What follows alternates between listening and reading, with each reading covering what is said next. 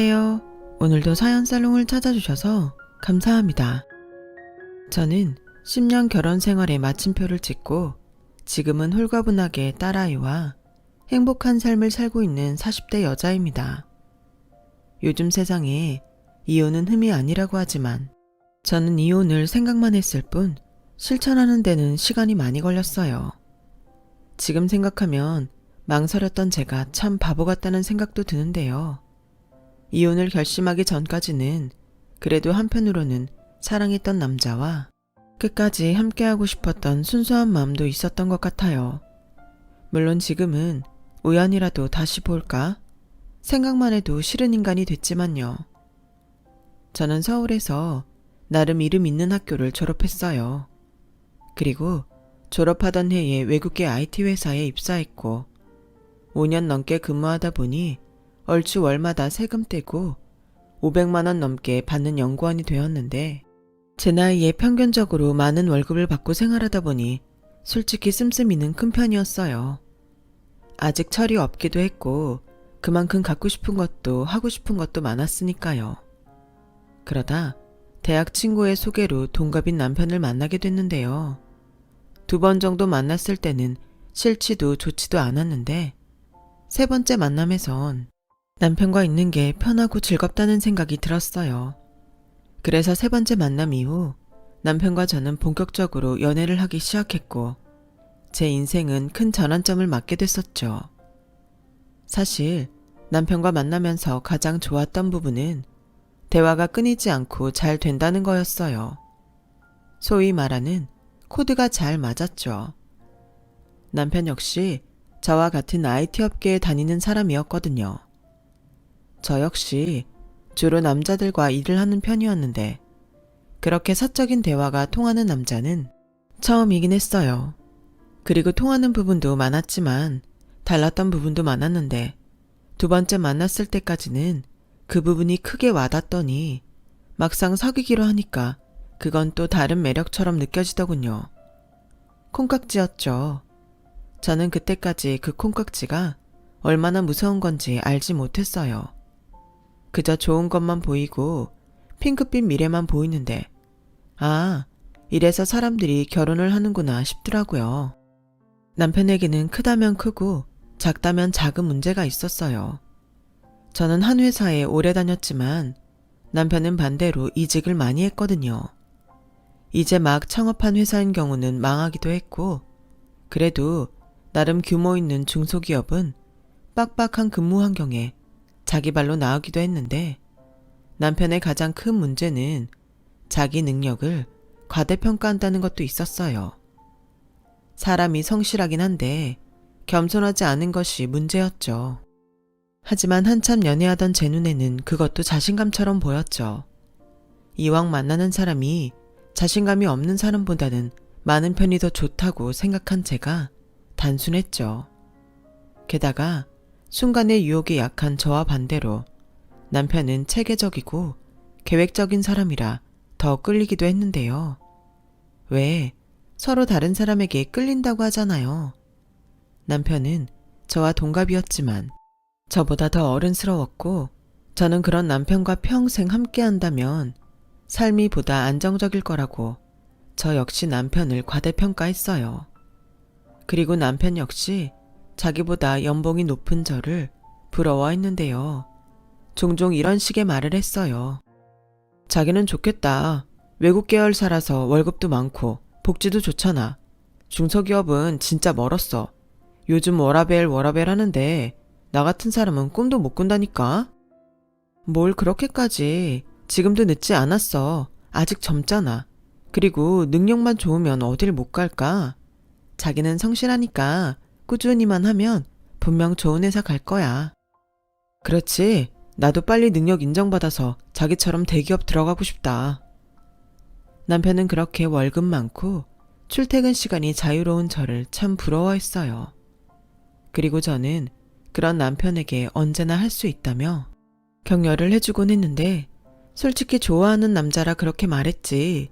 전문대 나와서 중소기업에서 능력 인정받아 대기업으로 넘어올 수 있는 케이스는 극히 드문 게 현실이었죠. 그리고 결혼을 생각할 즈음 저와 같은 회사에 다니는 사람들은 저를 말리기도 했는데요. 저는 상관없었어요. 남편이 돈 잘 버는 와이프 덕보겠다는 것도 아니고 저 역시 남편이 벌어다 주는 돈으로 놀고 먹을 생각도 없었으니까 결혼을 망설일 이유가 없었어요.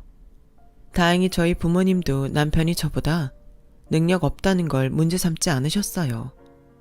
오히려 결혼할 때, 신혼집 장만할 때 힘든 시댁을 배려해서 전세 보증금을 저희 아빠가 전부 대주시기도 하셨거든요.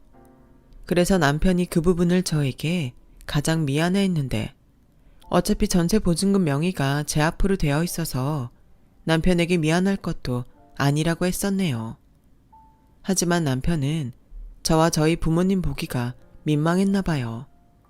그래서인지 남편은 벌이도 제가 더 많으니 경제권을 저에게 넘겼고 자기는 용돈 받아 생활한다고 하더군요. 처음엔 뭣도 모르고 좋아했지만 이게 정말 저처럼 무계획적인 사람에겐 큰 숙제였어요. 뭐 지금이야 그걸로 많이 배워서 혼자 사는 지금도 나름 돈도 모으고 잘 지내고 있지만 그때는 통장만 제가 들고 있었지 골치 아플 일이 한두 번이 아니었죠. 게다가 남편이 꼼꼼한 편이니 얼마나 간섭을 많이 하는지 결혼 초에는 더럽고 치사해서 각자 버는 거 각자 관리하자고 했는데 제가 수입이 더 많아서 그런지 그건 또 싫다고 하더라고요. 그때까지는 남편이 짠돌이 기질이 있어도 절약해서 큰일을 준비하고 대비하는 사람이라고 생각한 저는 말로는 불평불만이 많았지만 남편의 뜻을 많이 존중했는데요. 살아보니 그것도 제 착각이었어요. 남편이란 놈은 그냥 이기적이고 나쁜 놈이었거든요.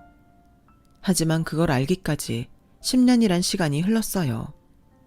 그리고 남편은 신혼집 장만을 저희 친정 아빠가 해줬다는 생각에 늘 집을 사는 걸 제 1의 목표로 삼았는데 그래서인지 제가 가끔 먹고 싶어서 시키는 배달 음식을 그렇게 아까워할 수가 없었어요. 자기야, 지금 배달시킨 거야? 치킨이 너무 먹고 싶어서. 자기는 회사에서 먹고 왔다며. 나 혼자 먹자고 음식 만드는 것도 싫고 그래서 시켰는데? 아, 진짜 자기는 멀었다. 내가 왜 회사에서 밥을 먹고 왔는지 알아? 우리 식비 아끼려고 그러는 건데 자기가 이렇게 치킨 시켜 먹으면 내 수고가 헛수고가 되잖아. 뭐? 고작 그 이유로 밥을 먹고 왔다고? 자기야, 난 그건 좀 아닌 것 같아. 자기나 나나 맞벌이라 같이 편하게 밥 먹을 수 있는 시간은 저녁뿐인데 꼭 그렇게까지 해야겠어? 그리고 내가 시키면 뭘 얼마나 자주 시킨다고 그래. 나도 버는데 먹고 싶은 것도 못 먹어? 고작이라니. 난 세상에서 먹는 데 들어가는 돈이 제일 아깝더라. 우리 하루라도 더 빨리 집 사려면 이 정도는 노력해야지. 그리고 말이 나와서 하는 말인데 자기 가끔 친구들 만나서 놀다 오잖아. 그것도 나는 낭비라고 생각해.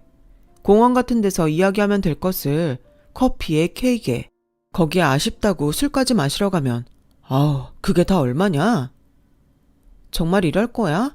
난 자기 뜻도 존중하지만 그렇게 허리띠 졸라매고 살고 싶지 않아. 내가 돈을 왜 버는데 맛있는 거 먹고 자기랑 또 내가 행복하려고 버는 거잖아. 우리가 적금을 안 붓고 있는 것도 아니고. 그야 그렇지만 따지고 보면 자기나 나나 벌 수 있는 시간이 그렇게 길지도 않아. 노후를 대비해야지. 우리 아이도 낳을 거잖아. 요즘 애 하나 키우는데 돈이 얼마나 드는 줄 알아? 몰라. 그리고 난 자기가 이 정도로 돈돈거리는 사람인지 몰랐어. 우리 신혼인데 꼭 이렇게 궁색을 떨면서 살아야 해? 저는 점점 불만이 많아졌어요. 그리고 주말에 남편과 같이 밥을 먹을 때 제가 이것저것 먹고 싶어서 음식을 다양하게 하면 메인 반찬 하나 있으면 밑반찬은 김치면 된다며 쓸데없이 식재료를 사지 말라고 하는데 남편이 하도 그러니까 저도 한계를 느꼈죠. 사실 제 월급 500에 남편 월급 300인데 그렇게까지 아낄 필요는 없잖아요. 물론 아직 집이 없는 저희 부부였기에 돈 모아서 좋은 집 사는 게 중요하긴 하지만 1년, 2년 참는다고 가능한 일도 아니고 또 남편이 총각 때 100만 원씩 모으고 있었는데 제가 200만 원 보태서 무려 300만 원씩 10년 만기 적금을 붓고 있는 게 있었기에 저는 남편의 태도가 지나치다고 생각했어요.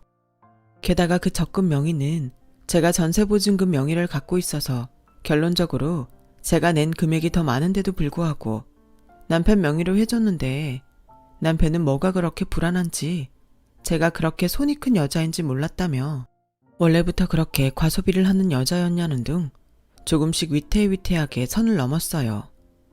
그래서 저도 더는 남편과 싸우고 싶지 않고 또 남편 뜻에 따라주기 싫었기에 작은 묘책을 하나 생각했는데요.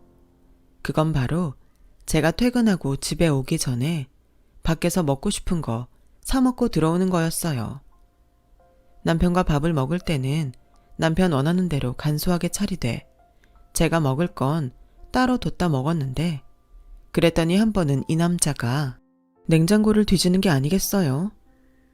지금 냉장고 열고 뭐해? 아니, 요즘 쓰레기통에 자꾸 못 보던 껍데기가 있어서 자기 혹시 나 몰래 음식 숨겨두고 먹냐? 저는 그때 짜증나게 뜨끔했어요. 딱히 나쁜 짓 한 것도 아닌데 남편이 그렇게 말하니까 저도 모르게 움츠러들더라고요. 그래서 이번 기회에 먹는 것 가지고 치사하게 구는 이 전쟁을 끝장내겠다는 생각으로 남편에게 따졌는데요. 왜 자기가 밥은 간소하게 먹자며 그래서 밥 간소하게 먹는 대신 먹고 싶은 군것질 사다가 먹었는데 뭐가 잘못됐어? 유진아, 너 머리 안 나쁘잖아.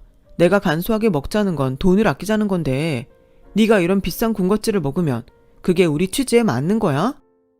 우리 취지가 아니지. 순전히 자기가 원하는 거지. 난 싫어. 전부터 싫다고 했잖아. 내가 못 버는 것도 아니고 이건 내가 벌어서 사 먹는 거니까 그냥 신경 꺼. 지금 그 소리 좀 서운하다. 그러니까 지금 자기가 나보다 더 번다고 나 무시하는 거야? 남편은 정말 기분 나쁜 얼굴로 말했어요. 아니, 먹고 싶은 거 사 먹겠다는 소리가 어떻게 그렇게 들렸을까요? 아무튼 그 일로 남편과 저는 한참 신경전을 벌였어요. 그리고 나중엔 남편이 자기도 사실은 먹고 싶었는지 제가 사둔 군것질을 몰래 먹다가 걸렸고 그 일을 시작으로 일단은 지나치지만 않으면 먹을 건 터치하지 않기로 매듭을 지었어요. 솔직히 지도 맛있고 좋았겠죠. 그리고 맛있는 건 한 번 먹으면 또 먹고 싶잖아요. 그 뒤 남편은 결혼 전보다 10kg이나 찔 만큼 식탐 있는 사람이 되었어요. 주변에선 말랐던 남편에게 결혼하고 보기 좋다는 말을 많이 하는 것 같았는데 순전히 저의 역량이었어요. 그렇게 저희 부부도 소소한 문제는 있었지만 큰 문제 없이 신혼 시절을 보냈어요. 그리고 결혼하고 3년 만에 지금의 딸아이를 낳았는데 아이가 딸아이다 보니 예쁘고 귀여운 것이 있으면 딸아이 입힐 생각에 옷과 액세서리를 자주 샀는데 남편과 또 갈등을 빚게 되었죠. 자기야, 제발 생각 좀 해라. 이걸 지금 왜 사? 애 크는 거 금방이야. 이게 정말 우리 애한테 필요하다고 생각해? 왜? 자기 말대로 크는 거 금방이잖아. 지금 이런 옷을 입히지 않으면 이 시절이 금방 가고 없다고. 내가 대신 다른 데서 아낄게. 저는 솔직히 서운했어요. 저한테 들어가는 돈도 아니고 우리 자식한테 쓰는 건데 그걸 아까워하다니. 속상하더라고요. 그래서 그 일이 있고 남편은 도저히 안 되겠다며 저에게 가계부를 써서 한 달마다 자기한테 검사를 받으라고 하는데 제가 콧방귀를 끼며 싫다며 거절했어요. 당연히 좋을 리가 없잖아요. 가뜩이나 제가 돈 쓰는 거 가지고 모조리 낭비라고 하는 사람에게 뭘 보여주겠어요. 그리고 그 문제는 생각보다 길게 이어졌는데 저도 사람이라 그때부터 남편에게 조금씩 정이 떨어졌어요. 부부가 살면서 가치관이 맞아야 하는데 우리 두 사람은 그게 아니었으니 그때부터 콩깍지가 벗겨지는 건지 궁상을 떠는 남편이 창피하게만 느껴지더라고요. 그런데요. 제가 정말 정이 떨어졌던 결정적인 이유는 그게 다는 아니었어요. 솔직히 우리 가족을 위해 그렇게만 하는 사람이라면 지난번 먹는 문제처럼 충분히 합의점을 찾아서 맞춰볼 수도 있는데 그렇게 먹는 것도 우리 아이 입히는 것도 아깝다던 이 남편은 지네 집에는 뭘 그렇게 못해줘서 안달이라는 것이었어요. 물론 결혼 전과 초에는 이해도 했어요. 시댁이 상당히 어려웠거든요. 게다가 시어머니 혼자 계시고 사고 쳤다가 이혼하고 돌아온 도련님이 있었는데 그 도련님 뒤치다거리까지 시어머니가 하시니 장남인 남편이 마음을 많이 쓰는 듯 보였어요. 하지만 애석하게도 전 그런 시어머니와 잘 지낼 수는 없었는데요. 형편이 어려워서 그런지 시어머니는 욕심도 많고 이기적인 사람이었어요. 저희 부부가 결혼할 때 보태줄 돈 없다고 한 푼도 주지 않으셨는데 남편 앞으로 들어온 축의금은 당신이 몽땅 가져가시고는 결혼식 비용도 내지 않으신 양반이었어요. 그것도 나중에 친정 엄마에게 듣고 알았는데 그때도 저희 부모님이 힘드셔서 그런가 보다 하고 그 비용도 대신 내셨다고 하시더라고요. 그뿐만이 아니었어요. 결혼 전에는 남편에게 매달 꼬박꼬박 생활비 겸 용돈으로 돈을 받으셨는데 그 돈 못 받을까봐 결혼까지 반대하신 분이셨어요. 그리고 결혼 후에도 용돈 드리겠다고 약속하니 그제야 결혼 허락을 하셨는데 나중엔 용돈을 올려달라고 하시더라고요. 저도 번다는 게 이유였죠. 참 염치 없죠. 그런데요, 사람의 욕심이 정말 끝이 없는 건지 그렇게 자기 주머니 채운 시어머니는 이제는 또 시어머니 노릇하고 싶어 하셨는데요. 결혼하고 1년 동안은 불편해도 주말엔 우리 집에 와서 식구들이랑 밥 먹고 시댁 일 좀 돕고 해라.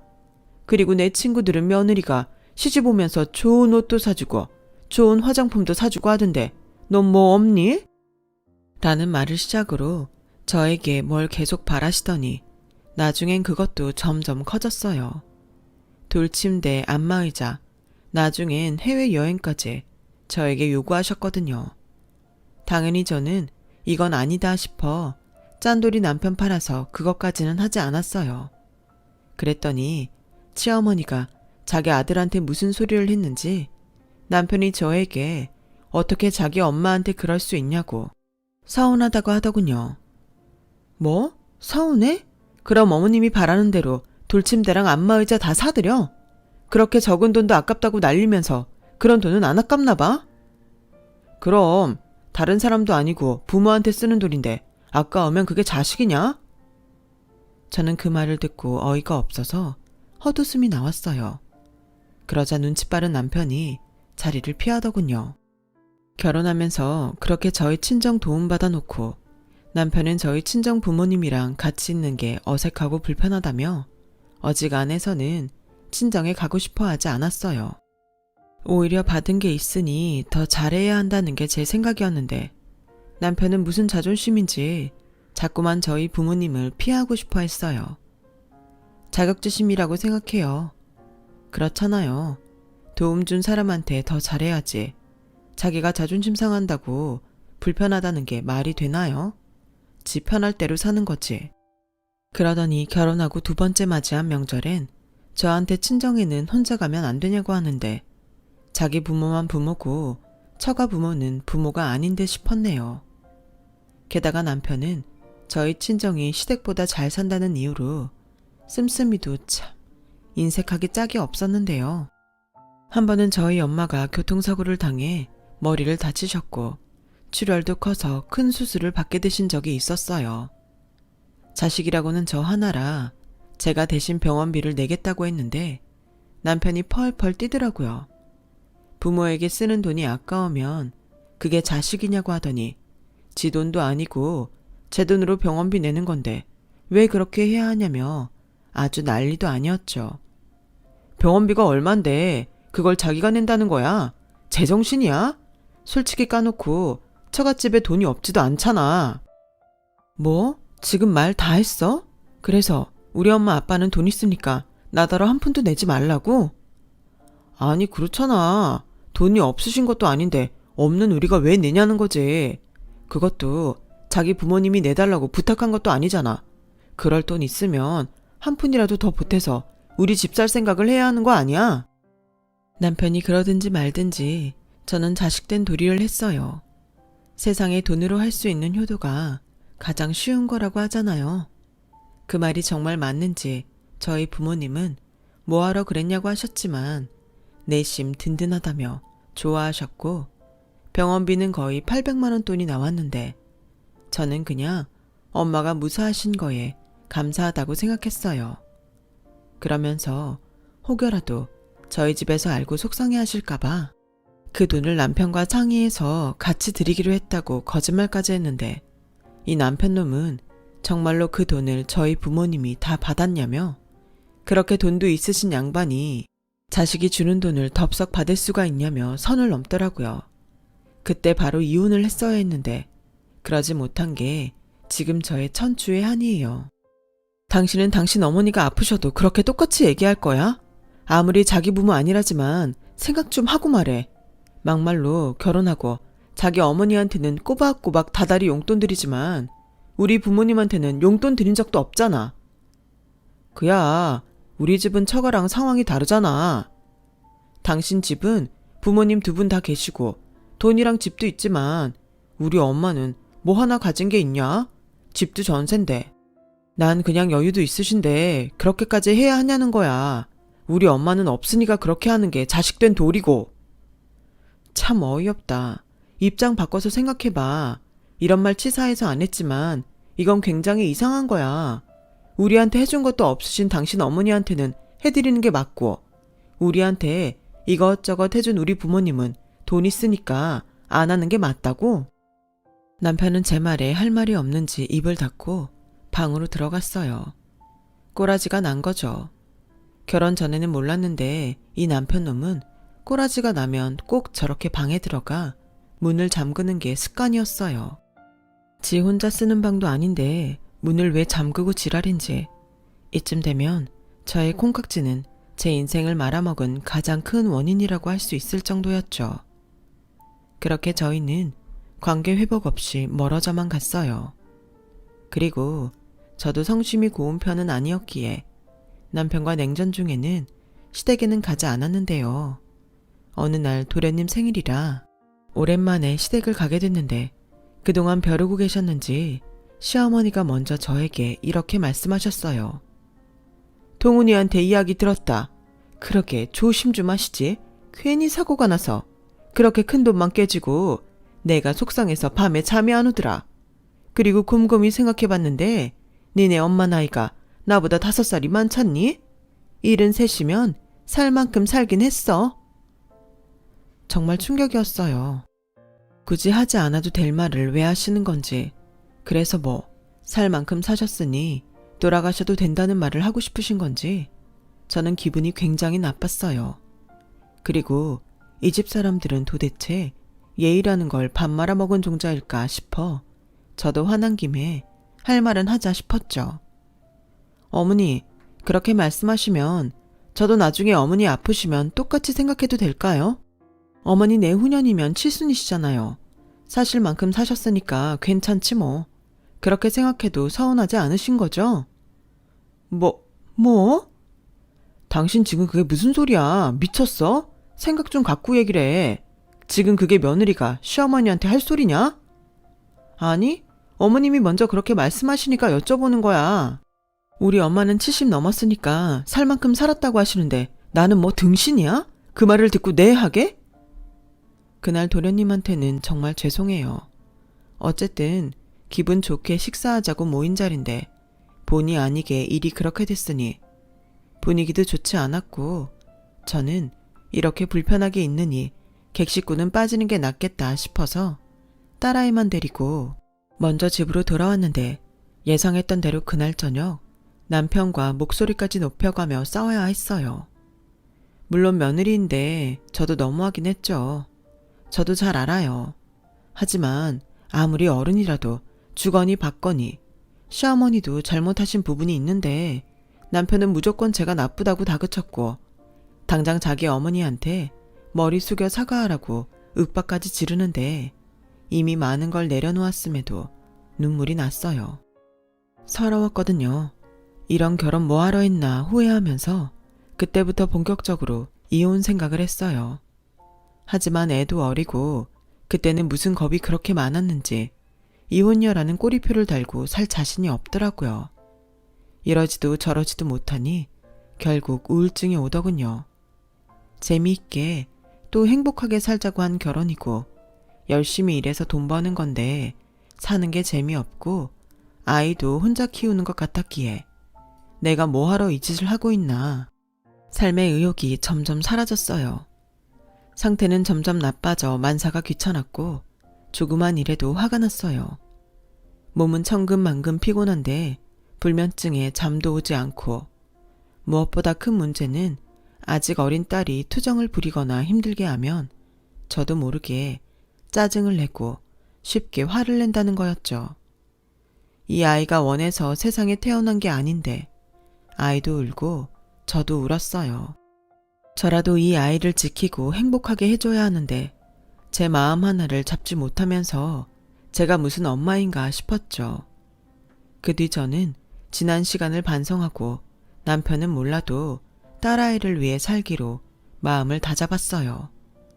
남편도 지쳤는지 잘할 거 아니면 자기 집은 자기 혼자 간다고 저는 올 필요 없다고 하길래 고맙다고 했네요. 각자 집에 알아서 잘하고 서로에게 피해주지 말고 살자고 합의를 보니 세상 그렇게 편할 수가 없더라고요. 그 후 저희 부부는 겉으로는 아무 문제 없는 그런 부부가 됐어요. 기대하는 게 없으니 더는 실망할 것도 없었고 원래부터 아이는 저 혼자 키우다시피 했으니까 그것도 크게 불편하지 않았죠.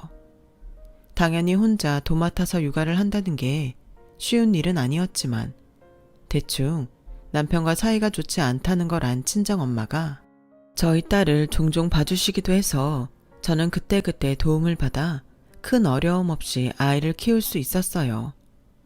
그야말로 남편은 저에겐 있으나 마나한 존재였는데 그렇게 결혼하고 꼬박 10년이 되자 그것도 정이라면 정인지 예전처럼 잘 지내려 하진 않았지만 그래도 한 집에 사는 식구로서 기본적인 건 챙겨주고 살았어요. 그러다 드디어 적금 만기가 되었고 때마침 아이도 7살이라 초등학교 입학을 앞두고 있었기에 저는 이제 집을 사야겠다고 판단했죠. 아이 학교도 있는데 이사를 계속 다니는 것도 그렇고 집값이 점점 오르는 게 이러다 집도 못 살 것 같아 불안했거든요. 게다가 적금이 만기가 되어 목돈도 있으니 조금 무리를 하더라도 아이 키우기 좋은 동네로 이사가고 싶었는데요. 그러다 엄마 친구의 소개로 정말 운 좋게 신축 아파트를 매매할 수 있는 기회가 찾아왔어요. 입주를 앞두고 있던 집주인이 상황이 좋지 않아서 그 집을 급하게 팔게 됐거든요. 워낙 좋은 기회라서 서로 자기가 먼저 그 집을 선점하겠다고 난리가 난 상황이었는데 그 아파트를 저희 엄마와 함께 본 터라 엄마가 먼저 계약금 10%를 입금해 주셔서 제가 계약할 수 있게 됐어요. 계약금이 무려 5천만 원이었는데 적금이 만기였기에 그 정도는 당장 해결해 드릴 수 있어서 별다른 걱정은 없었죠. 그래서 설레는 마음으로 계약서를 들고 집으로 돌아온 저는 모처럼 맛있는 음식도 만들어 놓고 남편을 기다렸어요. 워낙 집을 사야 한다는 생각이 강한 남편이었기에 이번만큼은 저와 남편이 한마음 한뜻일 거라고 생각했는데 막상 계약서를 본 남편은 예상하지 못한 저의 결정에 깜짝 놀랐다는 듯 당황했고 말까지 더듬더라고요. 집을 계약한 거야? 나랑 상의도 하지 않고? 그건 미안. 근데 상황이 진짜 급했어. 아파트 이름으로 검색하면 구조랑 다 나와. 어차피 좋은 입지에 대단지 아파트 가려던 거잖아. 내가 자기 출근 시간이랑 고려해서 결정한 거니까 만기된 적금만 내 통장에 싸줘. 부족한 돈은 내가 대출받을게. 대충 계산해보니까 그동안 우리가 낸 것보다는 이자랑 원금 부담이 더 싸겠더라고. 근데 있잖아. 내가 그 돈 급한 대로 일단 우리 엄마 드렸는데. 뭐? 드렸다고? 빌려드린 것도 아니고 드렸다는 거야? 왜 나랑 상의도 없이? 자기도 나랑 상의 없이 아파트 계약했잖아. 피장파장이지 뭐. 지금 농담이 나오니? 당장 계약금 5천만 원 엄마한테 돌려줘야 하는데 무슨 개소리야. 그게 말이지. 지금 엄마 사는 집주인이 이번에 계약 끝나면 나가라고 했대. 그 동네에 재개발 얘기가 있어서 자기가 들어와 산다나 봐. 근데 우리 엄마 연세도 있는데 계속 그렇게 이사를 다니라고 할 순 없잖아. 우리 엄마가 살면 얼마나 살겠어. 그래서 이번에 작게라도 집을 사드리면 좋겠다고 생각했지. 엄마도 마침 빌라라도 새 집에 들어가서 살고 싶다고 하시고, 우리 만기된 그 돈이면 대출 없이 빌라는 사겠더라. 그래도 명색이 내가 장남인데 그 정도는 해드려야 하지 않겠어? 대신 달마다 드리던 용돈은 좀 줄이기로 했어. 돈 모아서 우리 집 사라고 엄마가 그러자고 하시네. 뭐라고? 4억 가까이 꿀꺽 하시면서 우리 생각해주는 것처럼 그런 소리를 하셨다고? 네가 제정신이니? 혼자 벌어서 모은 돈이면 내가 말도 안 해. 내 돈이 더 많이 들어갔잖아. 근데 어쩜 나한테 이럴 수가 있어? 진정해. 우리 엄마 돌아가시면 어차피 그 돈 다시 우리한테 돌아와. 그리고 자기 이번에 연봉 올랐잖아. 우리 다시 모으면 되지. 웃기고 있네. 다시 모으자고? 그래? 그럼 이번엔 내가 100만 원 낼 테니까 네가 200만 원 내. 그렇게 10년 모아보자고. 가능하겠어? 야, 너 지금 나보다 많이 번다고 유세 떠냐? 그래, 유세 떤다. 사람이 염치가 있어야지. 내가 니네 집 봉이냐? 이 집도 우리 아빠 아니었으면 언감생신 꿈도 못 꾸는 거였는데, 우리 집에는 생신날 용돈 10만 원도 아깝다고 하면서 니네 집에는 주제도 모르고 통 크게 척척 드린다 이거지? 그 돈이 네 거야? 내 돈이 더 많아. 당장 어머니한테 가서 그 돈 다시 받아오지 않으면 이혼할 줄 알아. 부부는 공동재산인 거 몰라? 네 돈 내 돈이 어딨냐? 그리고 명의가 내 앞으로 되어 있으면 그 정도는 내가 결정할 수 있는 거지. 사람이 그렇게 야박하냐? 우리 엄마는 좋은 집에 살면 안 돼? 뭐라고? 개소리도 작작해. 명의가 네 거면 네 마음대로 해도 돼? 그럼 왜 나한테 적금 같이 붙자고 했어? 따로따로 하자고 하지. 그때는 둘이 얼른 모아서 집 사자고 사탕발림하더니 처음부터 그 돈 꿀꺽할 생각이었냐? 야, 너 말이 심하다. 상황이 그렇게 됐지만 그냥 좋게 생각할 수도 있잖아. 너랑 나랑 아직 젊은데 자기가 먼저 잘했다고 하면 안 돼? 미친놈. 그럼 당장 이 문제는 어쩔 거야? 우리 엄마 돈도 돌려드려야 하고 이 아파트 계약금은 또 어쩔 건데? 잔금 못 치르면 계약금도 다 날릴 텐데. 아, 몰라. 그건 나랑 상의 없이 자기 혼자 저지른 일이잖아. 장인어른한테 부탁하든지 아니면 나머지 돈은 대출 받아. 난 똑같이 100만 원은 낼 수 있으니까. 야, 관도 네가 못 받아오면 내가 해. 명의가 네 거라 상관없다고? 과연 그럴까? 네가 말한 대로 공동재산인데 내 지분이 없을 것 같아? 지금 당장 그 돈 가져오지 않으면 이혼 소송 걸 테니까 그런 줄 알아. 남편은 제 말에 또 아무 말도 하지 않고 방으로 들어갔어요. 마음 같아서는 잠근 그 방문 망치로 찍어버리고 싶었지만 전세라 참았네요. 그리고 저는 밤을 꼴딱 새고 회사는 월차를 낸 뒤에 당장 시어머니한테 갔어요. 무슨 수를 써서라도 그 돈을 돌려받아야 한다는 생각밖에 없었거든요. 그러자 남편에게 이미 연락을 받았는지 시어머니는 집에 있지 않으셨어요. 그리고 한참을 기다려도 시어머니는 집에 오지 않으셨는데요. 아무래도 저를 피해 도망 다니시는 게 분명했어요. 그래서 저는 더는 기다리지 못하고 시어머니를 찾아다녔고, 어떤 오지랖 넓은 슈퍼 이모님께서 저희 어머니가 누구 집에서 화투를 친다며 웬일로 간식거리를 사들고 갔다는 말을 해주더군요. 그리고 실제로 그 집에 도착했을 때 저희 어머니는 화투를 치면서 아들이 집을 사줬다며 입에 침이 마르도록 자랑을 하고 계셨어요. 저를 피해 도망와서 계신 거면서 참 뻔뻔하다 생각했네요. 어머니, 한참 기다렸는데 여기서 뭐 하세요? 어? 너가 여길 어떻게 왔냐? 제가 지금 많이 급한데 제가 들어가서 말씀드릴까요? 아니면 어머님이 나오시겠어요? 아무래도 친구분들 있는 데서는 좀 그렇지 않을까요? 어머님, 제가 왜 왔는지는 알고 계시잖아요. 시어머니는 얼굴이 잔뜩 붉어져서는 급히 그 집에서 나왔어요. 그리고 동네에서 큰 소리 내기만 해보라며 저한테 도리어 화를 내더니 씩씩거리며 당신 집에 가셨는데 그 뒤에도 시어머니는 당당하기만 하셨어요. 너 지금 뭔가 착각하는 모양인데 나 그 돈 이미 계약금으로 주고 없다. 그 돈이 얼만데 다 주고 없다는 거예요. 말도 안 되죠. 그 돈 어머님 아들 돈은 얼마 안 돼요. 제 돈이 거의 다라고요. 어머, 나더러 지금 그 말을 믿으라고? 내 아들은 그런 말 안 했다. 지가 힘들게 모은 돈이라고 했지. 너랑 같이 모았다고는 안 했어. 그리고 네가 벌어봤자 얼마나 번다고 그 큰 돈을 같이 모았다는 거야. 웃기고 있네. 내 아들이 줬으면 이젠 내 돈이다 이거야. 저는 그때 왜 다른 사람을 해야 하는지 그 심정이 이해가 갔어요. 이렇게 사람 열받게 하는데 미치지 않고서야 제정신일 수가 없겠더라고요. 너무 화가 나고 억울해서 동네가 떠나라고 악을 쓰며 소리쳤어요. 그러자 당황한 시어머니가 저에게 역정을 내시는데 더는 참을 수 없었어요. 사람이 마음보를 착하게 먹어야지. 난 너 처음부터 마음에 안 들었다. 착하지도 않고 내 아들 기죽이게 생겨서 별로였다고. 그때 내 안목이 딱 맞았지. 괜히 결혼을 시켜서 이 꼴을 보고 너 그만 안 해. 소리 지를 거면 네 집에 가서 질러. 진짜 당신처럼 뻔뻔한 사람은 보다 처음 봐요. 좋아요. 엄마나 아들이나 똑같은 그 도둑심보 내가 제대로 고쳐줄 테니까. 오늘부로 저는 이 집이랑 아무 상관없는 사람이에요. 법으로 소송 걸 거니까 각오하시라고요. 제가 그 돈 이대로 포기할 것 같아요? 꿈 깨세요.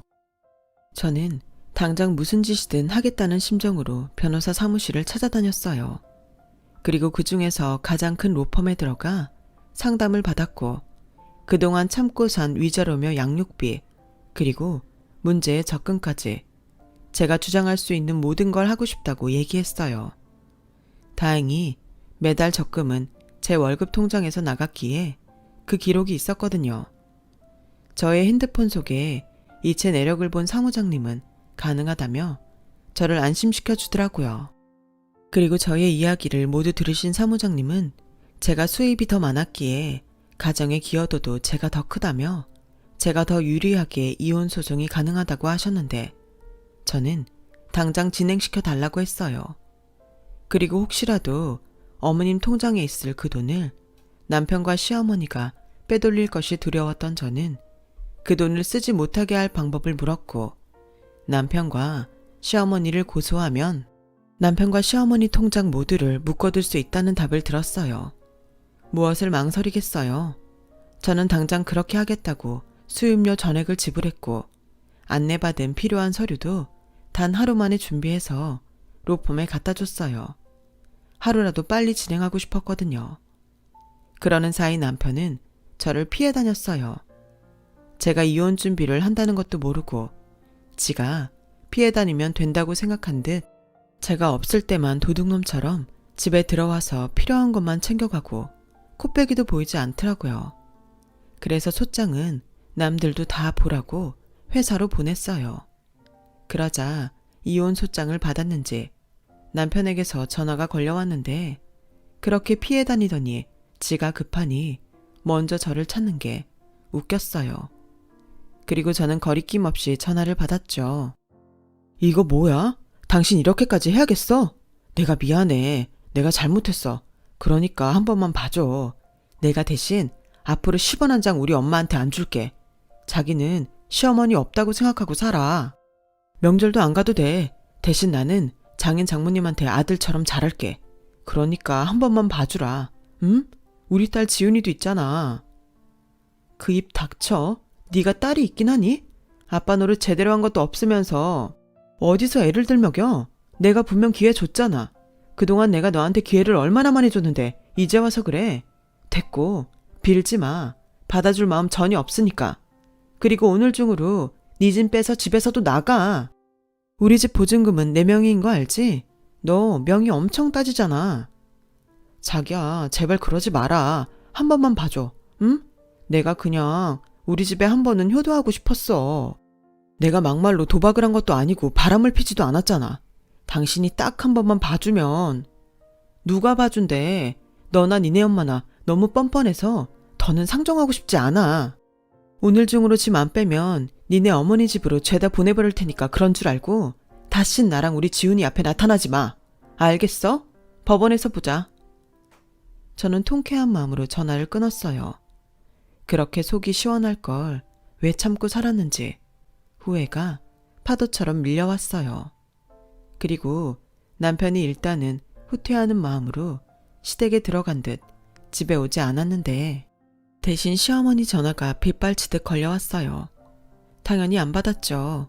무슨 소리 할지 모르지도 않고 그렇게 뻔뻔하게 구셨는데 당신도 당해봐야 하지 않겠어요? 그래서 핸드폰도 무음으로 해놓고 무시했어요. 그러면서 당장 쳐들어올 수도 있다는 생각에 방심하지 않고 있는데 제 예상과 달리 집에 오지는 않으시더군요. 아마 남편이 말렸겠죠. 이 소장까지 받은 마당에 제 화를 키워봤자 좋을 게 없으니까요. 그리고 저는 무거운 마음으로 친정에 이 사실을 말씀드렸어요. 안 그래도 저희 엄마가 돈 돌려줄 때가 됐는데 하는 말을 못하는 눈치셨거든요. 그렇게 제 말을 들은 저희 부모님은 왜 여태 그런 일이 있는데 참고 살았냐며 속상해 하셨고 그 길로 두 분 모두 짐을 싸서 저희 집으로 오셨어요. 저희 엄마는 손녀 지훈이가 너무 걱정돼서 자기가 옆에 있어야겠다고 하셨고 저희 아빠는 언제고 남편과 그 시어머니가 집에 올 수도 있으니 당신께서 지키고 있어야 한다고 그러시면서요. 그렇게 보름 정도가 지났어요. 제가 회사에서 일을 하고 있는데 한동안 뜸했던 시어머니의 전화가 걸려왔고 처음엔 무시할까 싶었는데 이상하게 그날은 받고 싶었어요. 그래서 회사 밖에 나가서 전화를 받았는데요. 야, 너 내 통장에 무슨 짓을 한 거야? 돈을 뺄 수가 없다는데 이게 무슨 일이냐고? 아, 그거요. 제가 통장 막아놨어요. 저도 받을 돈이 있는데 어머님이 다 쓰시면 안 되니까요. 뭐야? 네가 아주 돌았구나. 이혼을 하든 말든 난 상관없으니까 당장 내 통장은 풀어놔라. 좋게 말할 때 풀어? 나쁘게 말씀하셔도 안 풀어드려요. 정 급하면 제 돈 돌려주세요. 어머님이 받으신 돈 중에 2억 6천만 원은 제 돈이니까. 아니죠. 이자까지 더하면 더 되겠네요.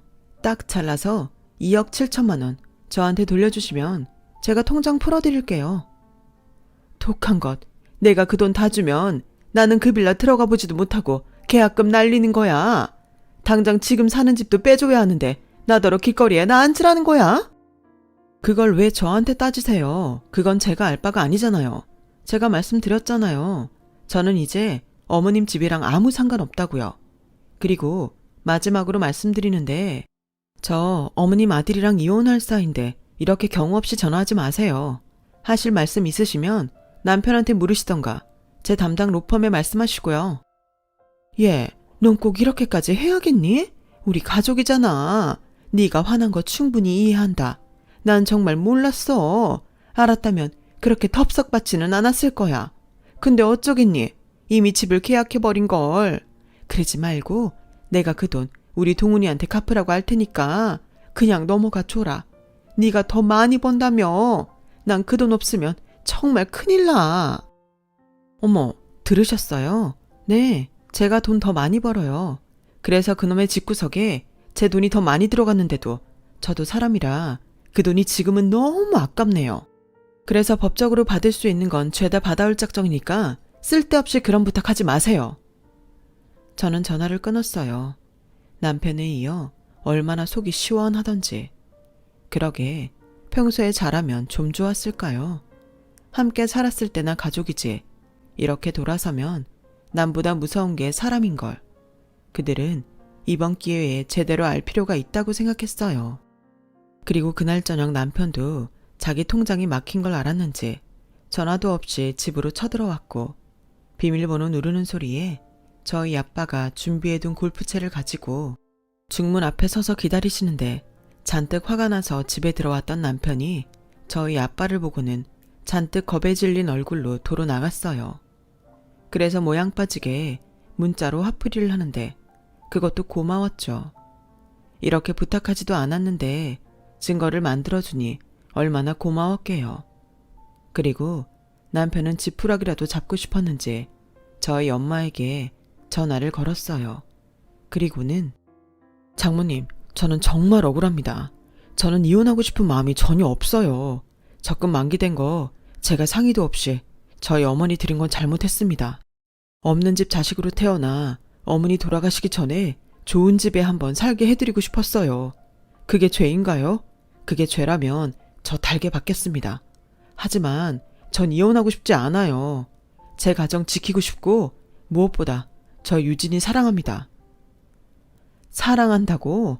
자네 참 듣던 대로 뻔뻔하네. 죄냐고? 그럼 죄지. 내 딸 돈으로 효도하려는 마음이 죄가 아니면 뭔가? 내가 자네 집에 호구짓하라고 내 딸을 낳은 줄 아나? 좋게 말할 때 내 딸 돈 돌려주고 이혼하게. 안 그러면 그때는 골프채로 안 끝나? 알겠나? 그리고 이 집에 얼씬도 하지 말게. 전세보증금 누가 해줬는지 알지? 남편은 그 뒤로 쫄았는지 연락도 없었고 집에 찾아오지도 못했어요. 그리고 지도 제대로 싸우겠다며 변호사를 선임한 것 같은데 소송은 저에게 아주 유리하게 흘렀어요. 뭐 하나 남편이 주장하는 게 말이 안 됐으니까요. 저에겐 증거가 차고 넘쳤고 변호사님도 준비를 어찌나 잘해 오셨는지 제 속이 뻥 하고 뚫리는 것 같더라고요. 결국 저는 모든 소송에서 승소했어요. 양육비도 매달 받는 건 불안해서 일시급으로 받는 걸로 끝났고 친권을 포함한 그 문제의 적금도 제 돈을 다 돌려받을 수 있었어요. 그리고 살던 전세 보증금도 저희 부모님이 전적으로 내주셨기에 재산 분할할 것도 없었는데요. 그동안 제가 받은 정신적인 피해와 기여도가 높아 남편에게 3천만 원 위자료를 받을 수 있게 판결이 났어요. 그러자 남편은 억울하다고 항소를 한다고 했던 것 같은데 워낙 명백하게 나온 증거들 때문에 항소도 못하는 것 같더라고요. 말은 하지 않았지만 그동안 제가 번 돈이 다 지 돈이라고 생각했을 텐데 소송이 그렇게 끝나니 억울했겠죠. 부부야 이혼하지 않았을 때나 함께하는 거지 이혼하면 남인걸. 남편 놈은 그제야 느꼈을 겁니다. 그 뒤 저는 승소한 걸 토대로 은행을 통해 시어머님 계좌에서 제 돈을 모두 돌려받았어요. 그리고 그 사실에 충격을 받으셨는지 시어머니는 알아눕게 되신 것 같은데 남편 놈을 소개한 친구가 그 사실을 저에게 확인하려 연락했길래 아주 상세하게 있었던 일 모두 이야기해 주었어요. 이왕 퍼지는 소문 제대로 나라고요. 그랬더니 제 말을 모두 들은 친구는 그런 놈을 소개한 자기가 더 미안하다고 사과를 했는데 그게 어떻게 친구 탓이겠어요. 제가 선택한 제 탓이죠. 그런 걸 미리 다 알 수 있다면 대한민국에 이혼할 부부가 어딨겠어요. 그래서 그 친구에겐 괜찮다고 이야기했어요. 그리고 이혼도 잘 마무리됐기에 더는 그쪽 일에 신경 쓰지 않고 살기로 했고 저는 저대로 먼저 계약한 아파트에 딸과 이사를 했죠. 처음 가져보는 내 집에 정말 만감이 교차했어요. 딸에겐 늘 미안한 마음뿐이었어요. 아빠의 빈자리도 미안하고 어릴 때 지 아빠랑 싸우는 모습을 너무 많이 보여준 것 같아 그것도 늘 미안했죠. 그래서 지금부터는 딸아이를 위해 사는 엄마가 되자 결심했어요. 제 인생도 중요하지만 제 딸 인생은 더 중요하니까요. 그리고 딸이 원하면 아빠도 만나게 해주려 생각하고 있어요. 뭐 그 인간이 만날 의향이 있는지는 모르겠지만 더는 저희 딸이 상처받지 않았으면 좋겠다는 마음입니다. 비록 저는 결혼은 실패했지만 엄마로서 또 제 인생에서는 꼭 성공하는 사람이 되고 싶어요. 돈을 많이 버는 그런 성공이 아니라 누구보다 행복한 그런 성공이요. 꽤 긴 저의 이야기 들어주셔서 대단히 감사드려요. 항상 건강하시고 행복하시길 진심으로 바라겠습니다. 그럼 안녕히 계세요. 여러분, 사연 댓글에 응원과 현명한 조언 부탁드려요. 좋아요와 구독은 저에게 큰 힘이 됩니다. 오늘도 좋은 일 가득하세요.